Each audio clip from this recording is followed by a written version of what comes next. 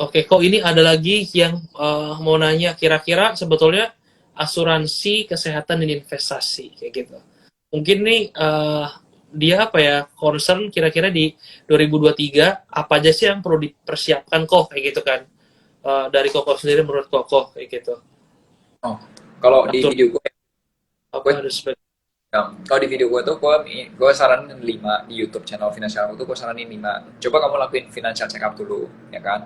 Nah, di financial check up itu tuh 5 hal yang kamu langsung lihat resultnya itu pertama pemasukan kamu lebih besar daripada pengeluaran nggak itu penting itu. Nah yang kedua eh, dana darurat kamu ready nggak 6 sampai 12. Maksudnya nggak usah seburu-buru sampai ya udah langsung gara-gara ada isu resesi ketakutan kalau udah 12 gitu. Ya ikutin aja aturan mainnya nggak ada masalah, ikutin aja dulu yang single 6 kali aja nggak apa-apa gitu dan lain sebagainya gitu. Nah kode yang ketiga cicilan tuh bikin maksimal 35%. Meskipun maksimal 35% bukan berarti lu mentokin 35%, kalau bisa ya kurang gitu. Nah yang keempat, kalau bisa usahakan aset itu lebih gede pada utang. Nah biasanya hal ini jadi masalah kalau baru nyicil awal-awal KPR, itu biasanya utangnya lebih gede udah asetnya gitu awal-awal. Nah yang kelima itu adalah kalau bisa punya ini paksain punya insurance. Paling enggak asuransi kesehatan, sakit kritis, jiwa itu punya. Karena menurutku COVID belum selesai loh. Nggak tahu kan kamu yang ada di industri kesehatan ya. Menurutku COVID itu udah end atau udah masih?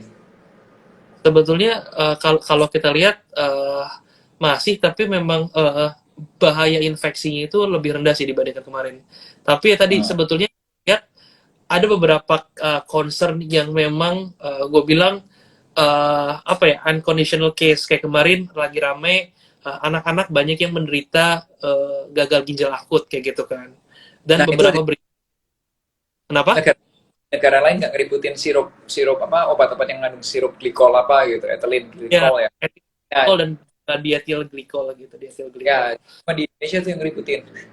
Ya, betul. Jadi memang ini agak menarik mungkin sedikit ini. Jadi Ya, intermediate um, uh, obat-obatan yang berbentuk sirup itu akhirnya diberhentikan dijual di apotek-apotek dan dokter dilarang untuk meresepkan kayak gitu. Jadi ini agak agak oke. menarik kayak gitu. Yes, Halo, Bepom Fit. ini mungkin lagi seperti itu. Jadi apa ya? Mungkin keputusannya terlalu mendadak dan sebagainya. Jadi akhirnya membuat keputusan yang diambil kan kok. Oke. Ya kurang lebih kayak gitu kok. Jadi ya masih ada apa ya? Ya sektor kesehatan masih ada beberapa hal yang akhirnya muncul lah yang penyakit-penyakit yang kadang apa ya? Kadang baru dan harus diwaspadai kayak gitu. Itu sebenarnya Tadi sebenarnya sebenarnya itu masalah dari zaman dulu yang nggak ngerti atau ini cuma masalah sementara doang sih sebenarnya. Karena lu kan orang apoteker nih pasti lebih ngerti kan tentang apa namanya glikol itu kan, gua nggak ngerti apa sih itu. ya ya itu sebetulnya memang apa ya penggunaan mungkin kalau misalkan di sedikit balik ke kesehatannya. Jadi sebetulnya uh, baik semua industri gitu kan, mereka memang dalam pembuatan itu tidak ada yang mengandung si ethylene glycol atau dietil itu ya, kayak gitu. Cuman memang bisa terjadi adanya cemaran kayak gitu kan. Cemaran itu mungkin timbul kayak gitu. Jadi apa namanya ya dilakukanlah kan kayak gitu kan beberapa produk-produk yang ada cemaran itu dan cemaran ini memang ada batasnya kayak gitu. Gue lupa angka pastinya berapa batasnya kayak gitu kan 0,1 atau 0, sekian kayak gitu masing-masing. Jadi ada batasnya juga masing-masing yang nggak dibolehin ada di uh, apa namanya kemasan tersebut kayak gitu. Bisa jadi dari supplier gliserinnya atau dari mana dioplos dan sebagainya kayak gitu ada uh, atau kayak gimana. Jadi ya masih ditelusuri Oke, oke. gitu. Berarti problemnya itu bukan masalah dari zaman dulunya tapi ini ada pencemaran aja gitu ya. Itu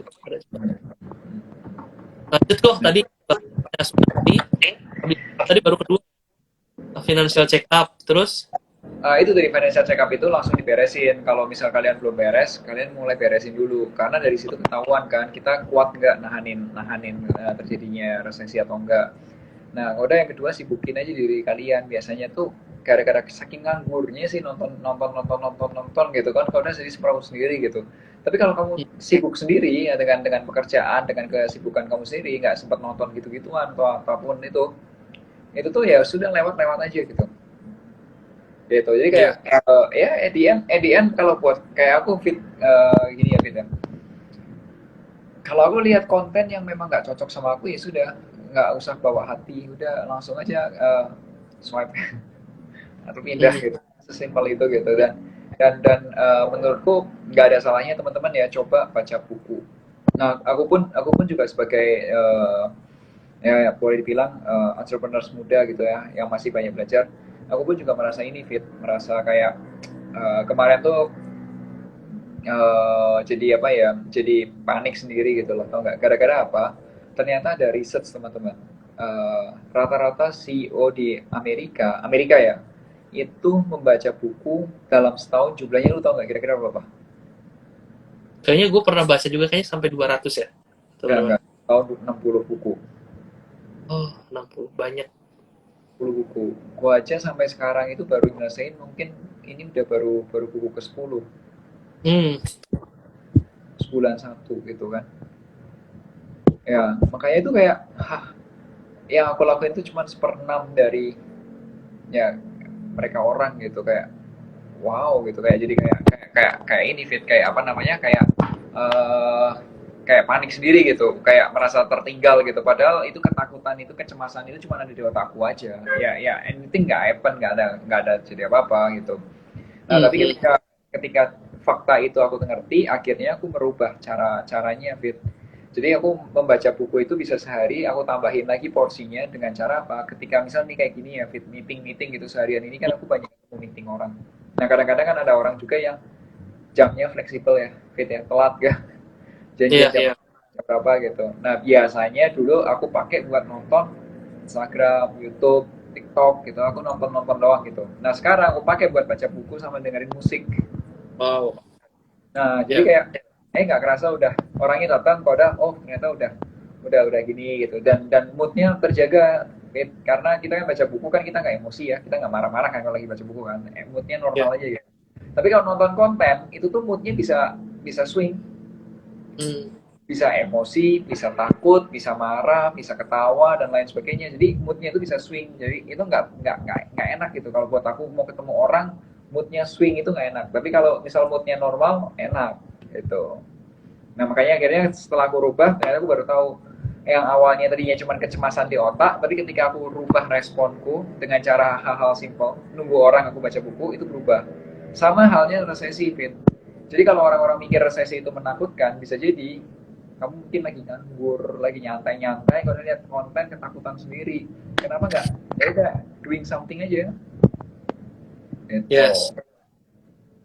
Oke. Jadi tadi teman-teman lakukan financial check up. Habis itu tadi yang kedua, lakuin sesuatu yang bermanfaat ya. Jadi jangan sampai bengong aja ya.